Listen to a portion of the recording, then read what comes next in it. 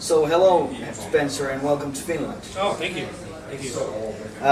So this is the second to last show of your Rebirth tour. How are you feeling right now? Good, man. Yeah, we started this tour last year in America. Wanted to make sure we got it around the road before we moved on to the next idea, whatever that is that we do. We wanted to make sure that we got to, play most of the places that we've played in the past. So here we are.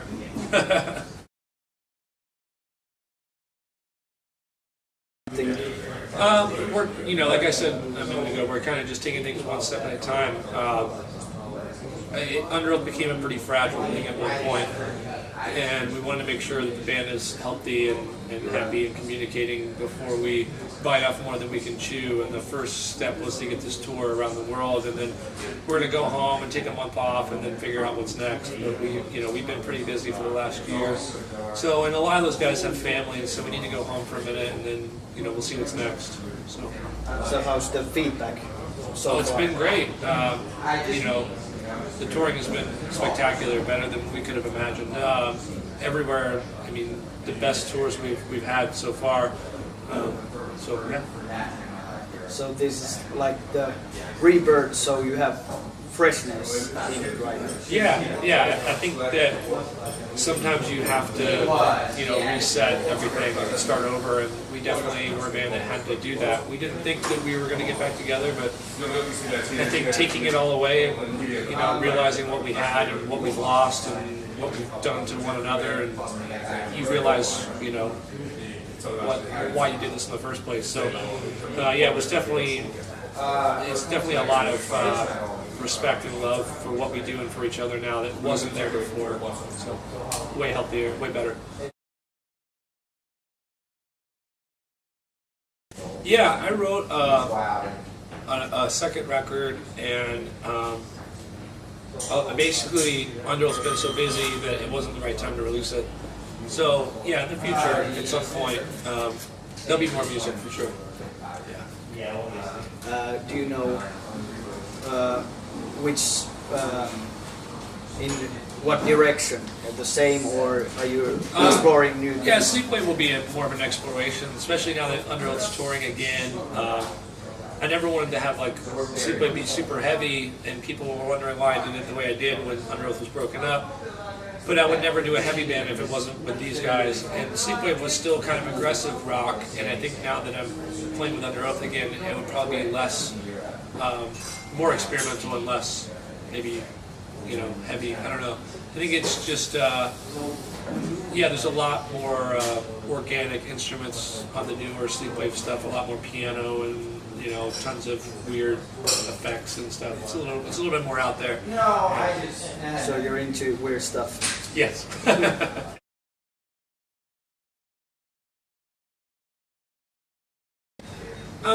It changes every night. We've been playing most of these songs since we wrote them, so throughout our whole career we were playing most of these songs. A couple of songs we never played before until this tour. But yeah, I really do enjoy playing. All in Define the Great Line is fun, Chasing Safety is a bit old for me, immature at times. But we were kids when we wrote that, and I know people want to hear it.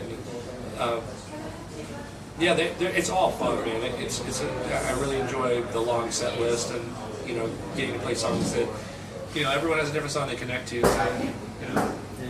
I've heard that Chester Bennington from Linkin Park hate the One Step Closer song, but the fans love, so he must play that song. Yeah, there's always going to be songs like that. I feel like as any artist, or you're going to outgrow things that you did over 10 years ago. You're going to feel like, obviously, you should be getting better as a better writer, a better performer. So sometimes it's harder to go back and play songs that you don't particularly like as much, but you also have to realize that a lot of people, maybe that's what they've discovered you on, and they want to hear it. It's like if you go see Metallica, you want to hear the hits, just like Linkin Park. It's like if you didn't play One Step Closer, you'd probably be going, what the hell, And I just think that's something that we have to realize as writers, Tremrezer will always play Closer and Head Like a Hole, even though he's got millions of songs that are better than that. But most people heard Nine Inch Nails on, the first two records, and you just have to. And he's always going to play those songs. He's smart, you know.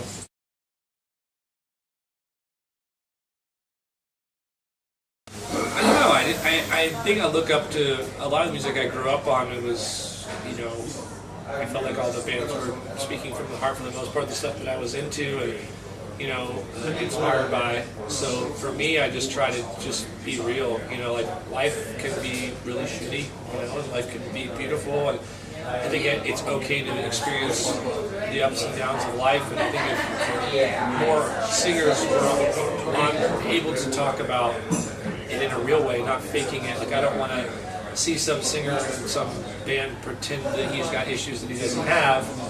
You know, maybe he shouldn't be a lyricist if he doesn't have anything to say. You know, and I feel like we've got a lot of bands out there that kids just want to be in bands. It's really easy to fake it now with computers, and you go see bands and it's tracks. You know, they're not even really playing. And like, I don't believe in that. I feel like, you know, just write something when you have something to say, or wait until you do. You know, and we've always been able to do that. I'm not saying we're the best band in the world. I'm just saying I know for a fact that everything I write down is something that I've lived through and experienced myself. And I think that's why maybe people still like Underoath and are still here, you know, to see us play. And after we broke up and came back, you know, I just think because we aren't scared to say the real what's really going on. You know what I think.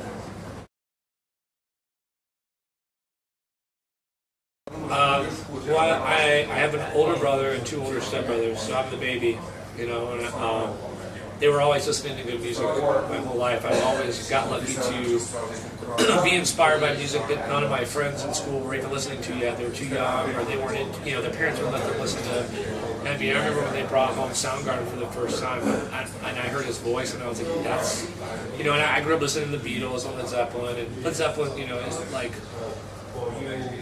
Robert Plant's voice was unbelievable. I think Chris Cornell was one of the next people that I heard that had that, like, wow, like, that's not just a guy singing, that's a guy with some real talent, and there's a lot of control. And even at a young age, the riffs and the music, but with his vocal, you heard the riffs, and it was like, man, this is badass, but then when he opened his mouth, you were just like, you can't mimic that. There can't be 2 Chris Cornells. You know, he had something that I think yesterday we lost one of the last real rock stars that had left. I think there's not very many guys, you know, Eddie Vedder and Trent Reznor and maybe a handful of others, but I don't think anyone in the last 15 years has come out with working shit, you know, to me.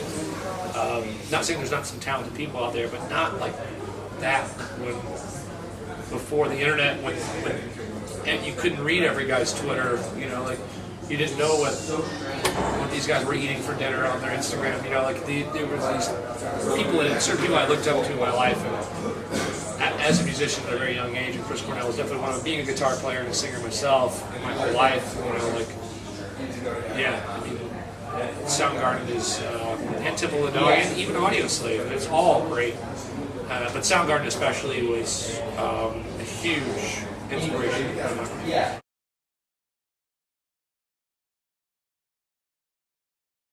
I think just being honest with yourself and surrounding yourself with people that love you for the right reasons, and are, you know, it's a tough thing, because I feel like some people get offended when their friends, if your friend comes to you and thinks that you need help and you're like, fuck you, you don't know. Being able to decipher that is a whole battle within itself. If this guy is really trying to help you or he's just mad at you. But either way, you have to understand that it's coming out of a place of love, whether it does seem like it's angry at first. Because if someone has the balls to tell you that you need help, or think that you're maybe messing up your own life, then they probably really do care about you. And I think it takes a man to understand that that's out of love, no matter how it comes across out of their mouth. It can come out as hate or anger or, you know, any different emotion. But you got to understand that you're not alone, especially nowadays. There's so many people out there going through. You're not the only person going through what you think you're going through, and don't be afraid to ask for help.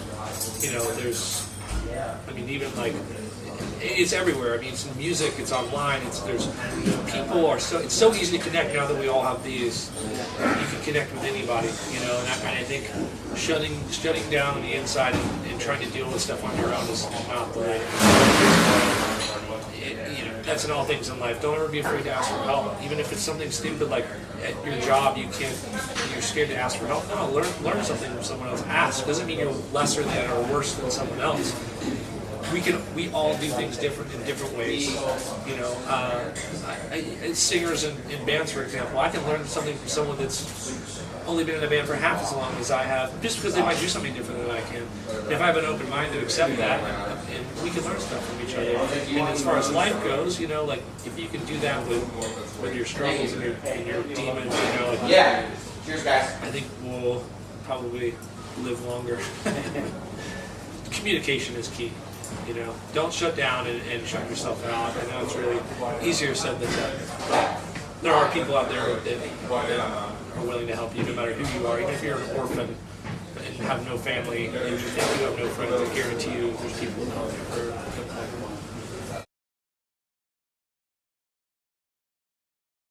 you. Ooh. I don't know. I think I have to really think about that.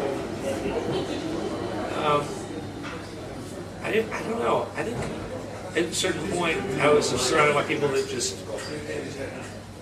told me to stop worrying so much and just listen to my heart and listen to others. Like we were talking about communicating. It might have been my vocal coach at one point. He just told me to try to get the best out of life and experience it and listen and love. Listen to yourself, listen to others, you know, like open your mind and open your heart. And you can get a lot more out of this world than if you walk around and judging and holding humanity up to a standard that you have or you were taught by your parents or whatever religion you may or may not have, or being angry. You know, I feel like a lot of people are angry that we're not all the same because we're not. You know, no one, not two people are the same. So I think just opening your mind and opening your heart to everyone that's around you, I think is the best advice I've ever gotten. Oh, life, man.